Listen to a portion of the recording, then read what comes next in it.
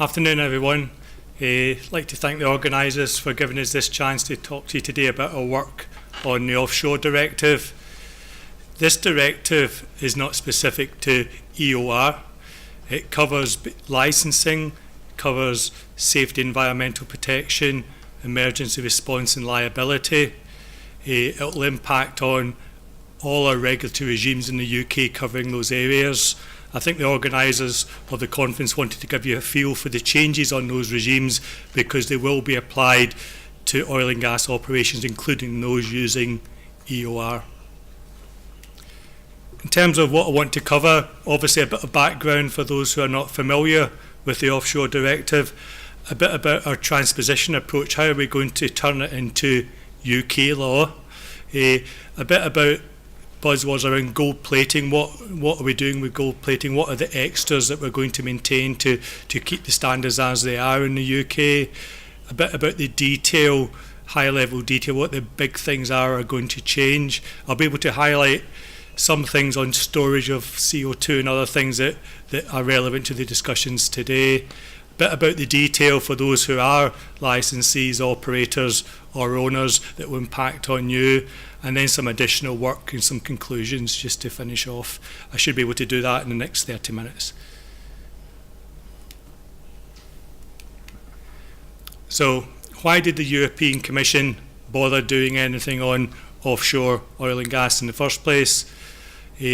Treasure this picture. I'm afraid in legal presentations you're only allowed to have a few pictures, and this is my only one, the rest of it's words. But really the Macondo incident, dramatic impact on life, huge polluting consequences, led the Commission to initiate a review over a year about the standards in Europe. They concluded at the end of that review two things. First of all, they felt that the fragmented regulatory regimes across the European Union weren't good enough, and the standards adopted by operators weren't sufficient to actually minimise the risk of major accidents happening in the European Union, in their opinion. And they went about and produced this Offshore directive, which was published last June. We need to implement this directive into UK law by 2015. In terms of the objectives of the directive, it's very much to obviously minimise as much as possible the risk of a major accident in Europe, including the UK, and if they do happen, to mitigate the consequences of such incidents. Transposition approach. In terms of the UK, we have well established law for safety and environmental protection in the UK and for licensing as well. Our approach is very much to build on our existing law rather than introduce new law.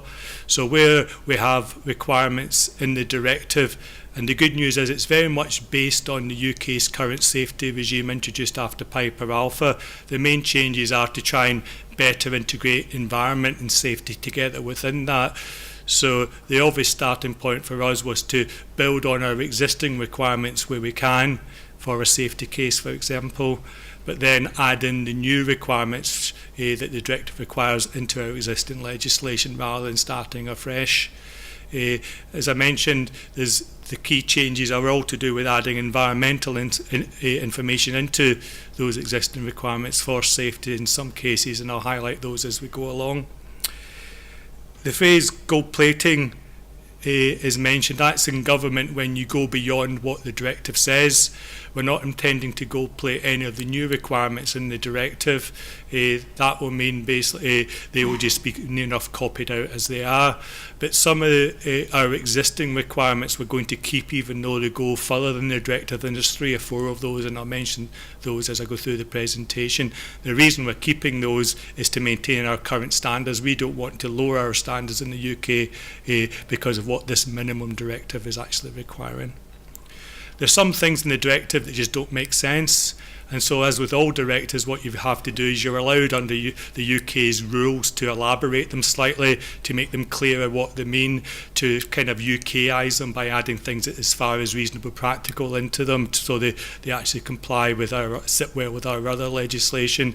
And we also actually need to make sure that us as regulators can enforce them. So we need to change the words slightly to make them duties, so we can actually enforce them if you don't comply with them. So we're allowed to make those subtle changes, which we'll be doing as well.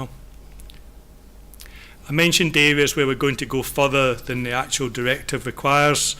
Terms of these are not massively big impacts in the UK, in our opinion. And what we're doing at the moment is we're actually working with our colleagues, HSE and DEC, are implementing this directive together, and we're actually producing a consultation document, which we hope to publish in July, and it will cover all these areas and ask industry for their views on them. The first one is our definition of major accident. In the UK, under safety legislation, our definition includes diving operations associated with offshore oil and gas operations. The directives doesn't. Simply, we are looking to maintain the coverage of diving operations because they are high risk. We've had over 40 fatalities in that area, basically, and we want to make sure that when diving is taking place associated with an installation, it remains part of the safety case regime, and that will be our proposals in the consultation document. Mobile non-production installations and mobile production installations. Currently in the UK, if you enter our waters, you need to notify HSE that you're entering or leaving our waters, so that we can then apply the relevant regimes to you. For some reason, the directive only requires mobile production installations to notify the regulator. We find that very strange, considering a drilling rig was one of the main contributors to Macondo. So we are looking to maintain the entry and leave notification requirements on mobile non-production installations as well as production installations. The one that's not on there that our lawyers are still considering at the moment, because we're just finalising a legal analysis on this, is it's unclear at the moment whether the directive covers wells attached to an installation that go further than 500 metres. Everything in the directive seems to be around the 500 metre zone round an installation is covered. And currently in the UK, if you have a well attached to an installation, even though if it's 500 metres away, we cover that well within our safety case regime. And if the lawyers decide it's not covered, then we'll be looking to maintain that as well. The final point's an interesting one. Is to do with our DEC colleagues. The directive requires, I'll come on to this in a bit more detail in a minute because it is relevant to EOR. The directive requires that the licensing authority does not object to the appointment of an operator. And currently, DEC have an approval scheme for licensees and for operators, and DEC are looking to maintain that regime. Although it goes a bit further than a non-objection process, they're looking to maintain that approval regime for operators. But I'll come back on to that because it's a relevant issue for us all. Impacts on the licensing regime. This first bullet point really summarises what the directive says on licensing. It basically says the licensee must ensure that operations only take place, and this is offshore oil and gas operations, only take place in a licensed area, only by an approved operator, or one that it's not objected to by the licensing authority, that they've got the right liability cover, and the licensee must ensure that the operator actually has the capacity to do this work and then checks that he's actually doing it. So there's actually a lot more there than was previously in terms of what falls on the licensee. The requirement for an approved operator will also be extended to decommissioning operations as well.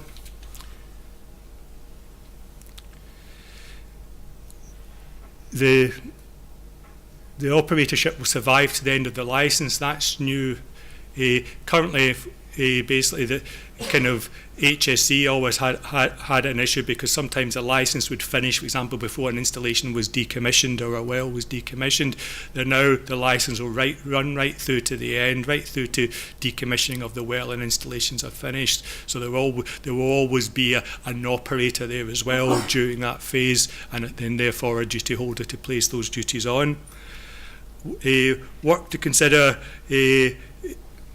got these middle up a bit. The breach of the directive is going to be grounds for the revocation of the licence. So all the things I mentioned today, if they're not complied with, that could give the licensing authority an ability to actually revoke a licence.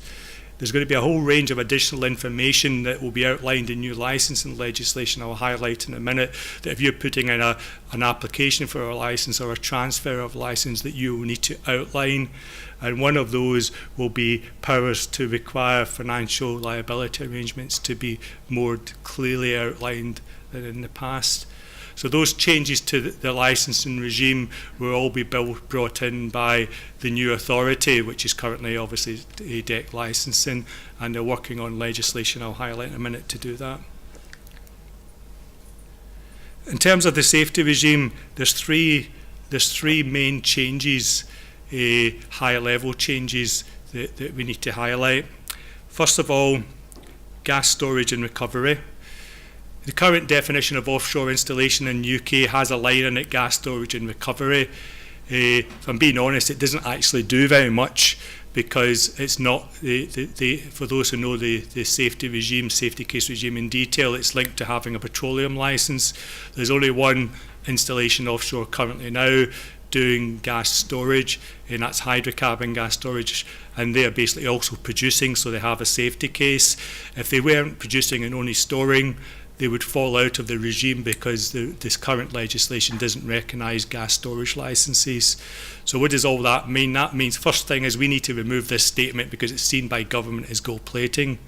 The second thing is, and we talked a lot today about CO2 and having a hub and storing it, there isn't actually a regulatory regime in place for the storage of CO2 or even for the storage of hydrocarbon gas if it was done in isolation of production.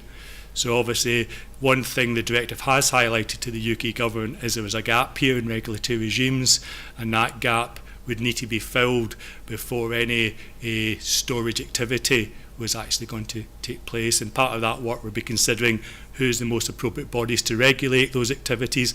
Have they got major accident potential? What regimes needs to apply to them? So there's a bulk of work there would be needed to address gas storage. Out of interest, the UK was the only member state to propose gas storage was part of this directive, but we weren't listened to. Second issue, which is probably more, is a real problem from a safety perspective, is the offshore directive only covers offshore. What does that mean in layman terms? It means from the territorial sea, the beach out, and up to our continental shelf. It actually goes a little bit further.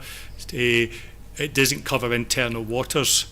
So if you wanted to go and do some drilling in the Firth of Forth, which is internal waters, the directive would say you didn't need anything. Obviously, the current safety legislation, the safety case regime, covers all of the UK's waters, including those internal waters, and the licensing authority has asked that we maintain that regime for internal waters, because they expect drilling for gas and potentially shale gas to take place there within the next 5 years.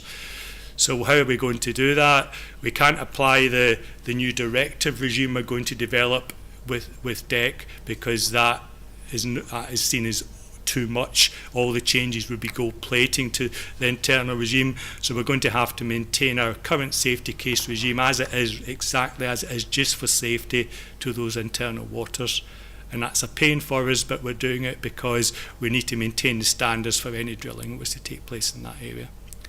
One thing to note, that DEC does not regulate those internal waters, it's the Environment Agency, and the government is looking at what standards we need for environment if drilling was to take place in those areas.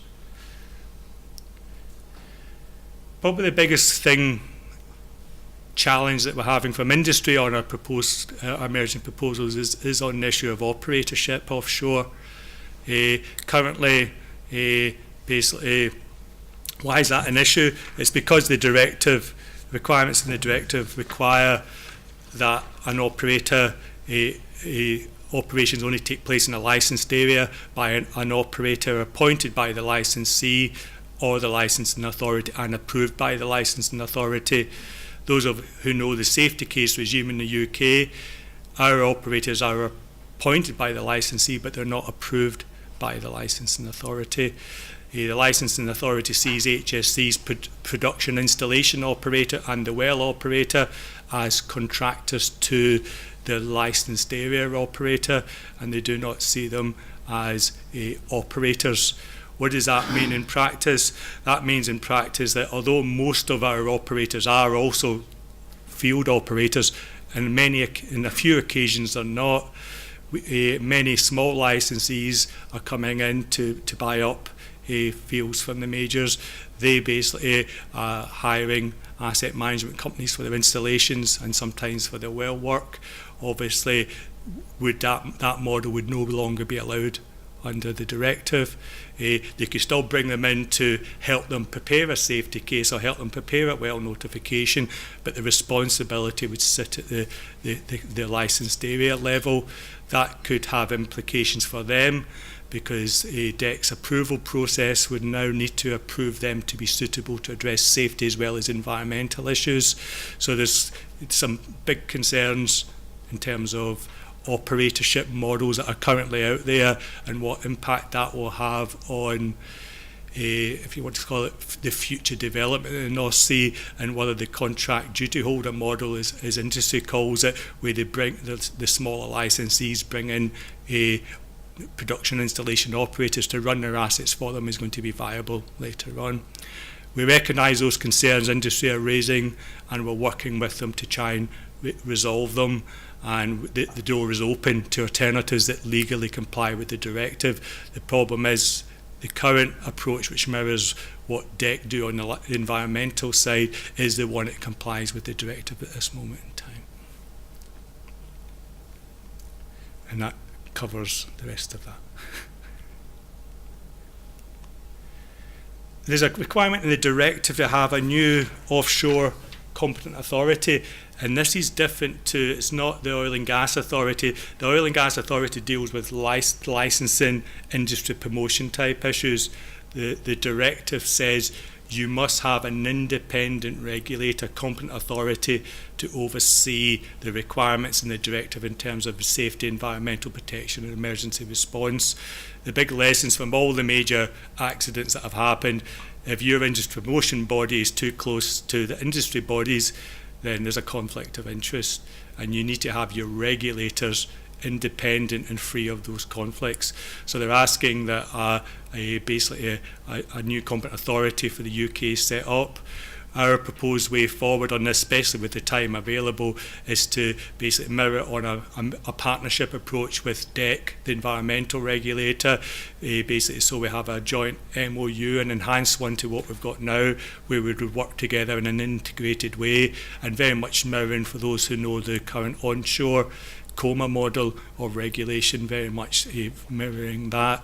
We'll have an oversight board who will help us make decisions, who will oversee the work and move that the development of that competent authority forward.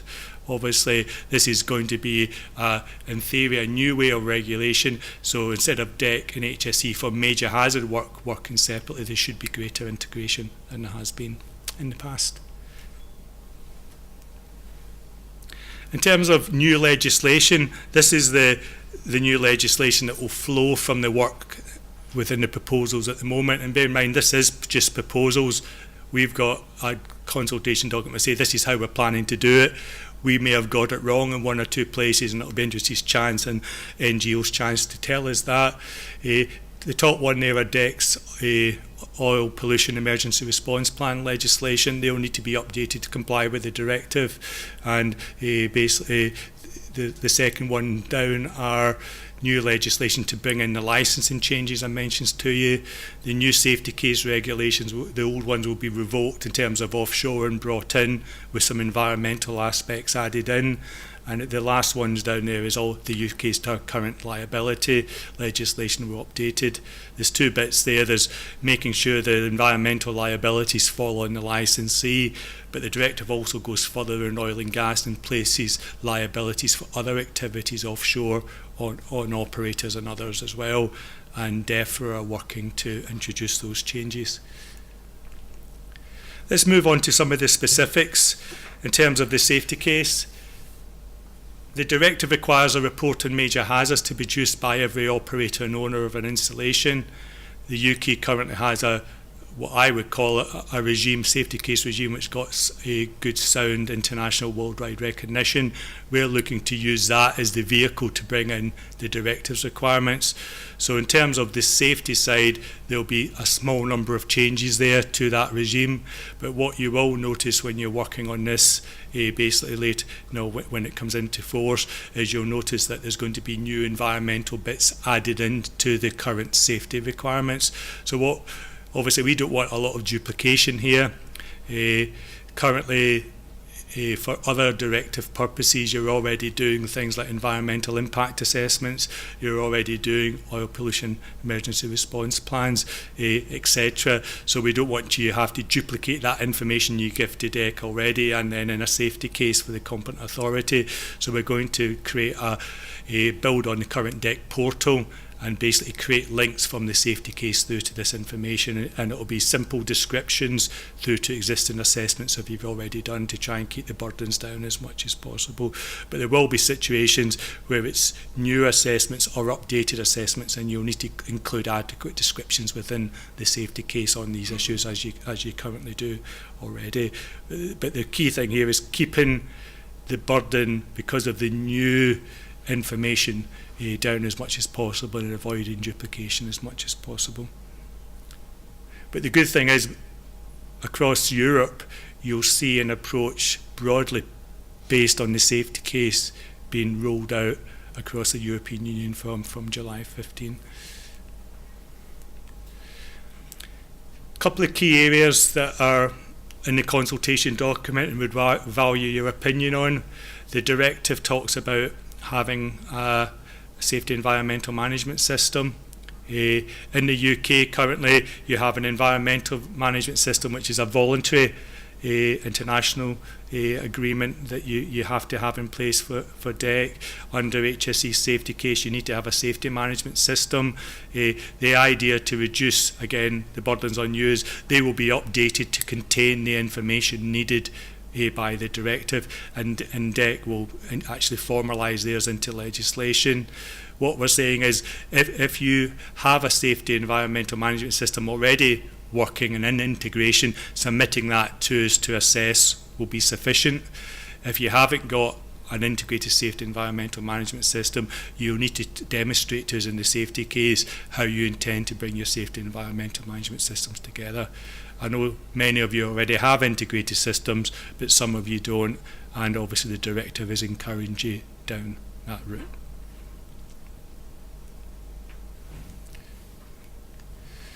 Very similar story for internal emergency response plans. Currently in the UK, you've got your OPEP emergency plan you submit to DEC.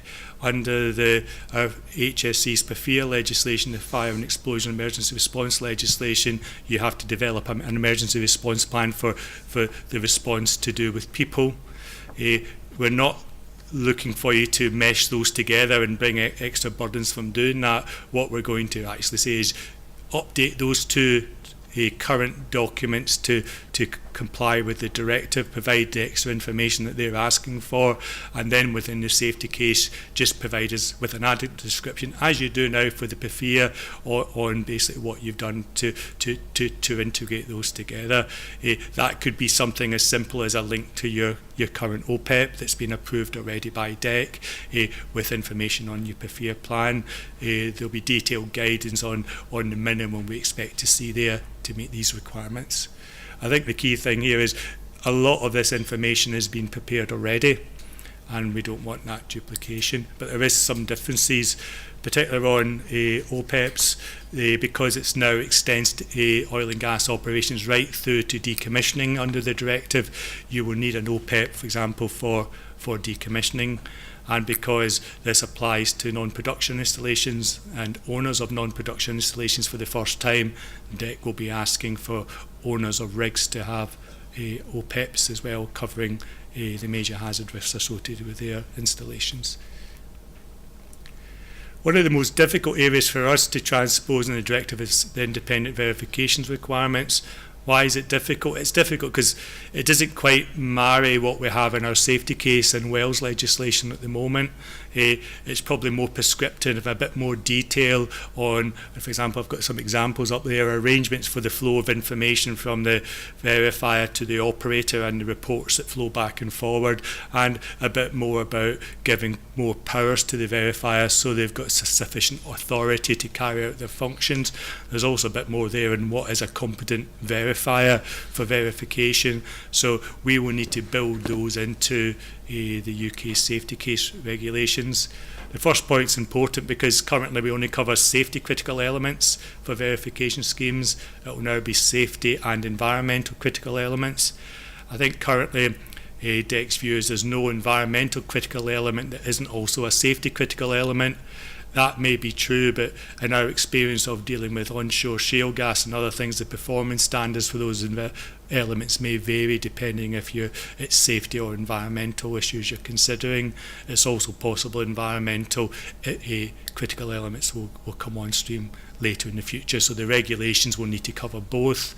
There'll be additional information needed to meet the directive's requirements, and I think one for the wells people in the audience, we currently have a well examination scheme under our wells legislation in the UK. Because that needs to be offshore specific and updated to meet these new directive requirements, we're probably going to have to move that from our wells legislation into the safety case regulations just for offshore, but keep it in the wells legislation for onshore and internal waters, so it gets slightly muddied there, but just to warn you that may have to happen.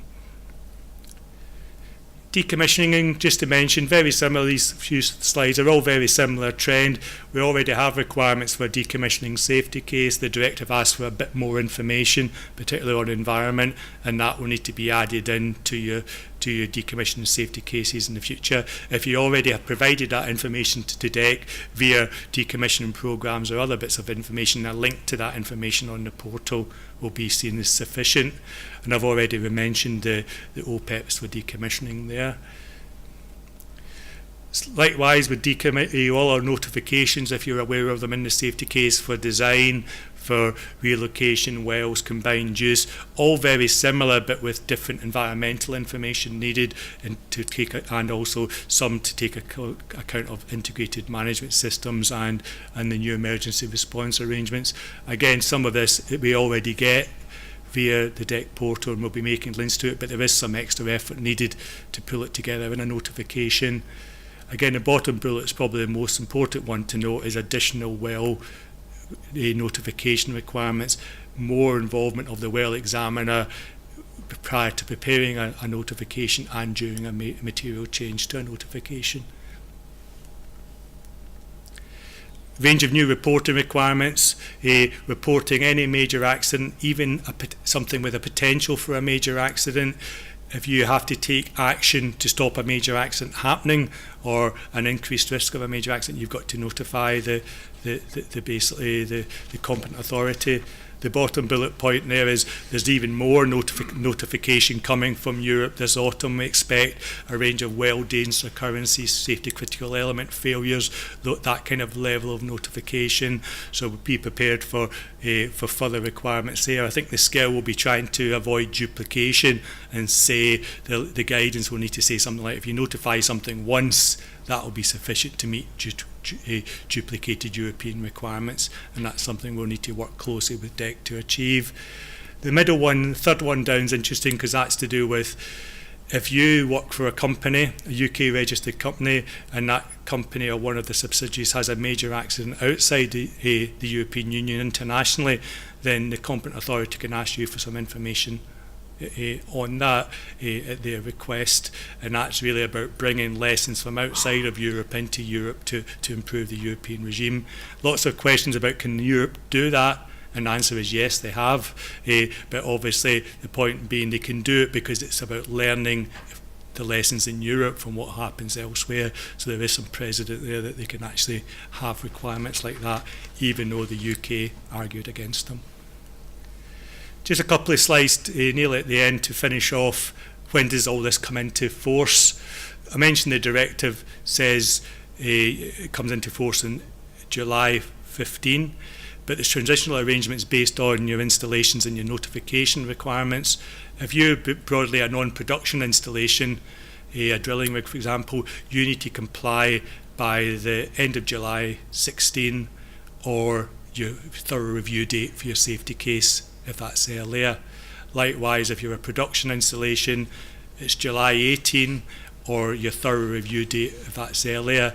So if you had a thorough review date, unlucky enough for the 20th of July 2015, the day after the regulations come in, you need to comply by that date.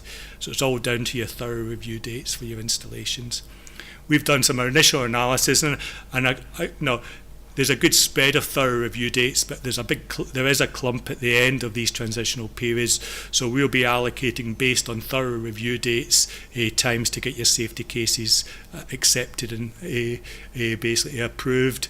But there'll be some at the end which will run a booking system, so every operator has a date that we can guarantee that we can do the assessment work needed.